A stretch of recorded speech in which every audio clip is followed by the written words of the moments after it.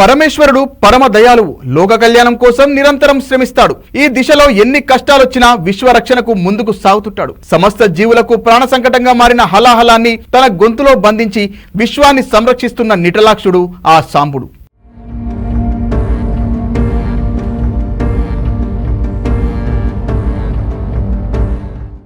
శివుడి ఆజ్ఞ లేనిదే చిన్న చీమైనా కుట్టదనే సామెత ఉంది. మరి అలాంటి శివుడి శిరస్సుపై చంద్రుడు ఎందుకున్నట్టు, ఆయన ఉండటానికి కారణాలేంటి అంశాలను ఓసారి పరిశీలిద్దాం. అయితే శశిని ఆ స్వామి ఎందుకు ధరించాడన్న అంశానికి సంబంధించి పురాణాల్లో సమగ్ర వివరాలున్నాయి. సముద్రాన్ని అమృతం కోసం దేవదానవులు మందర పర్వతాన్ని వాసుకితో మదిస్తుండగా పర్వతం సముద్రంలోకి కింగిపోయింది.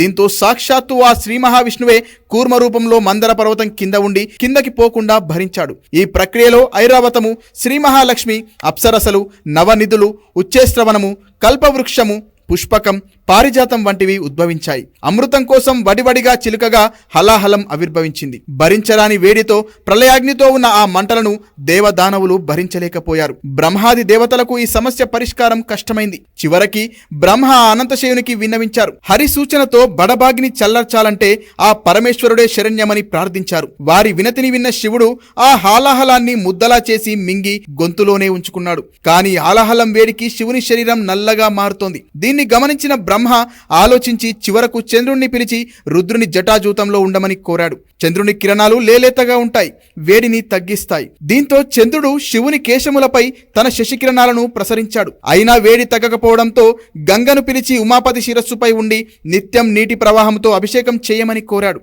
దీంతో గంగ నాటి నుంచి నిత్యాభిషేకముతో ఆ జంగమయ్యకు ఉపశమనం కలిగిస్తోంది. అందుకనే శివుడికి గంగాధరుడు, చంద్రశేఖరుడు అని పేర్లు వచ్చాయి.